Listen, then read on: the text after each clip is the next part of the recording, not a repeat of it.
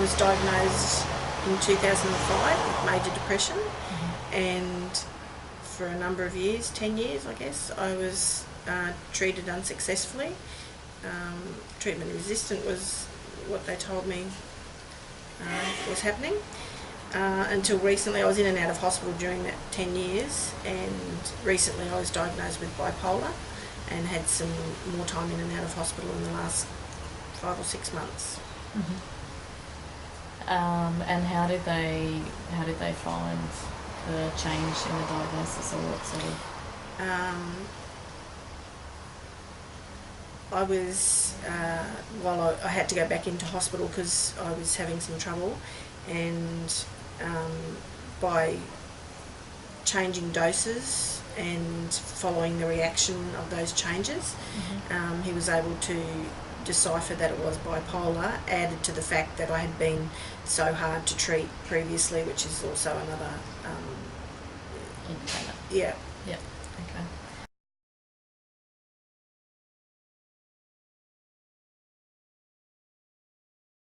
So I've had dealings with Partners in Recovery of recent times. Prior to that, I've had psychologists that I've seen over that 10 or 11 years on a regular basis. I needed to do that. And that's about the extent of it. I've had the in and out of hospital times and just regular appointments with psychologists and psychiatrists during that period. Yeah. And so when you say you're treatment resistant, what sorts of things have they tried to do to treat your symptoms and your experiences? So I tried a very large amount of different medications and doses. I tried antipsychotics, antidepressants. I had ECT, electroconvulsive therapy, 49 treatments within the space of a year. And more recently again I got onto TMS, which is transcranial magnetic stimulation, and that was the first kind of break that I got. That started I think back in 2010 I had that treatment, and my psychiatrist also told me recently that he had been to a seminar and it had been discovered that TMS was the best for bipolar treatment. Oh, good. Yeah, so that was one of the other things that backed up his diagnosis of bipolar.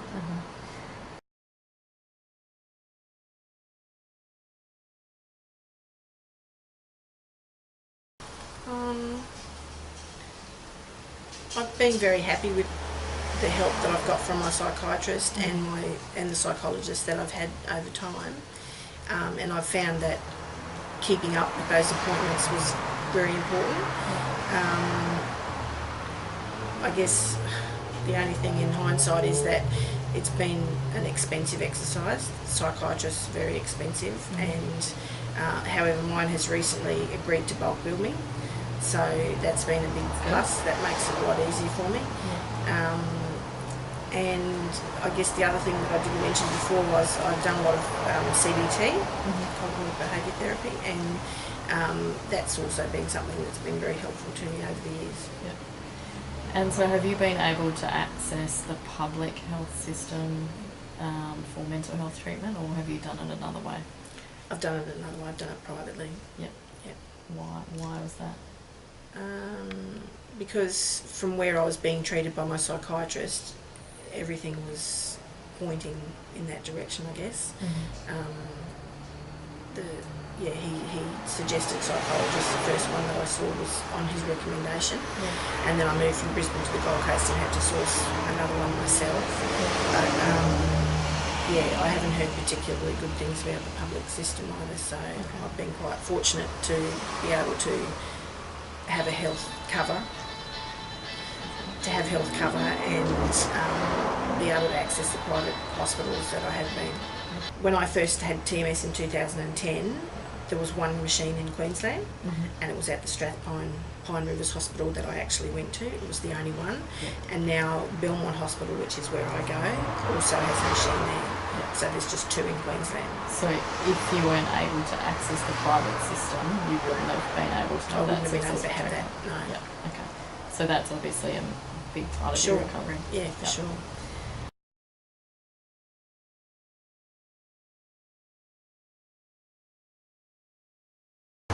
Due to the long stay in hospital recently, it's put me on a bit of a back foot as far as work goes, so I'm just slowly getting myself back into work.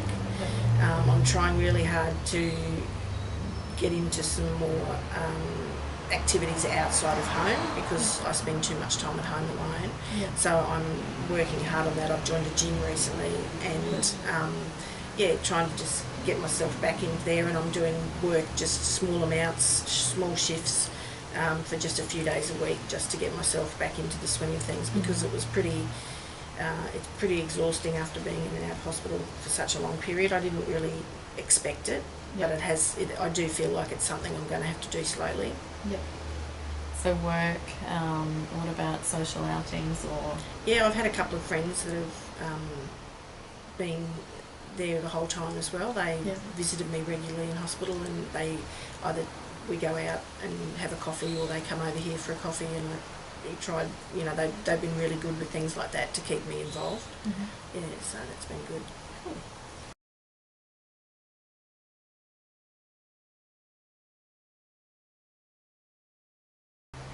I think having the private health, access to the private health hospital has been a big thing because I can't have imagined doing the same thing through a public system.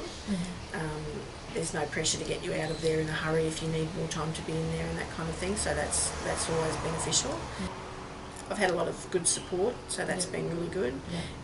Support from yourself, I've found that to be very beneficial in all avenues. Just having somebody knowing that you're keeping up to date with me, and you've been able to answer any questions that I've had.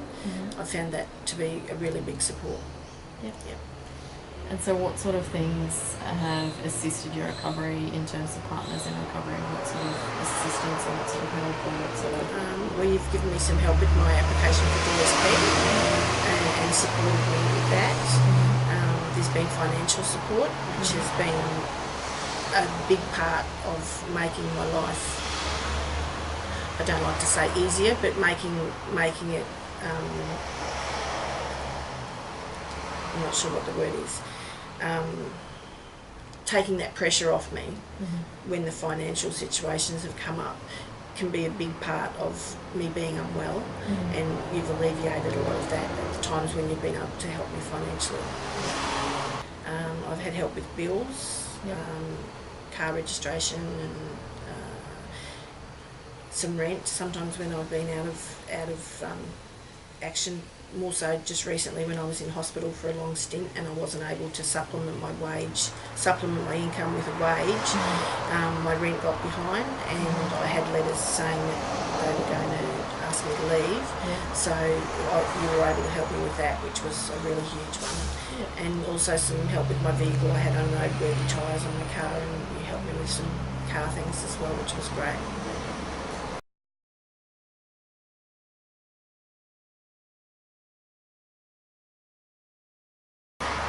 As I said before, I'm just getting back on my feet again. I'm feeling a little bit of confusion, I guess the word is, as to where it's all going to come together. Trying to get the work thing right, so I've got the money balance right, and at the same time not overdo it. But I'm feeling good, and I'm feeling fairly confident about what's going on at the moment. So I think it's all going to come together, hopefully.